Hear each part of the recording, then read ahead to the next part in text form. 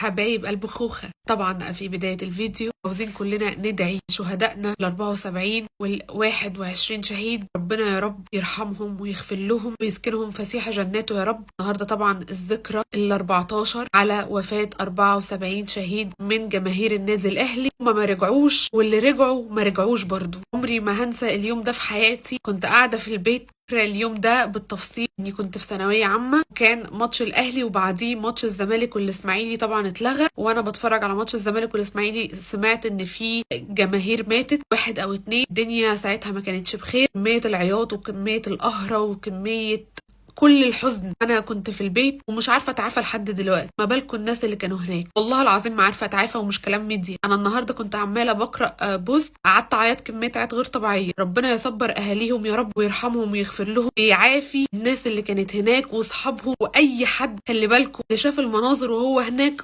اصعب من اللي كان في التلفزيون. اللي شاف المناظر وهم هناك، اللي شافوه يا حبايبي، اصعب بكتير من اي احساس اي حاجه في الدنيا. عاشوا كل حاجه وشافوا كل حاجه، مش هيعرفوا يتعافوا. فيا رب يعافيهم. فيهم ناس مريضه لحد دلوقتي، ربنا يشفيهم ويصبر اهاليهم ويرحم موتانا يا رب. طبعا النهارده اقول لكم اخر اخبار النادي الاهلي، موعد مباراه النادي الاهلي القادمه ان شاء الله. لكن النهارده مجلس اداره النادي الاهلي كالعاده كل سنه بيحيي ذكرى شهدائنا من مقر النادي الاهلي في الجزيره، بيجيب اسر الشهداء ويا رب يصبرهم يا رب. كابتن سيد عبد الحفيظ ما قدرش يمسك نفسه وعيط، وحقيقي الموقف لن ننسى ولن نسامح والله العظيم. ان شاء الله ربنا هيجيب لهم حقهم، ومش هنرتاح غير لما يجي حقهم باذن الله. طبعا النهارده كان اول تمرين للواد كمبوش وهادي رياض، وانا سميته كمبوش ان هو عامل ديل حصان وبيكمبشه من ورا، فهو لايق عليه اسم كمبوش. اما هادي رياض فمعلش يا هادي، انت اهلاوي من صغرك وانا اوكي، لكن في كلام ان هادي رياض عاوز يرتدي تي شيرت 21، كان هيدوا تي شيرت 21 لبن عمري، لكن دلوقتي الكلام اللي هم عاوزين يدوه لهادي رياض. ولكن انا نفسي اقول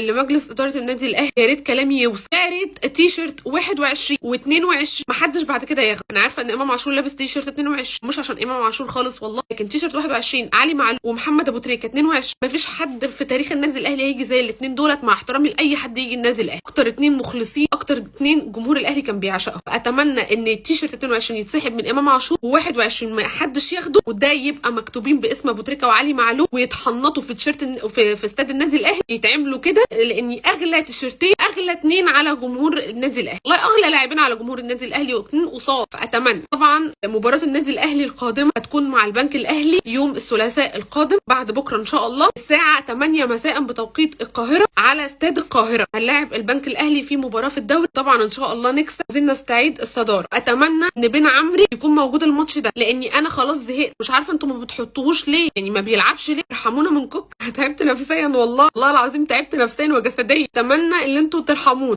طبعا اللي بيسأل على امام عاشور، فامام عاشور مش هيلعب مباراه البنك الاهلي، لان انتوا عارفين ان هو هيبتدي يلعب مباريات من بعد مباراه الجيش الملكي. لسه في كذا مباراه. امام عاشور هيكون خارج القائمه اصلا، بيتدرب منفردا.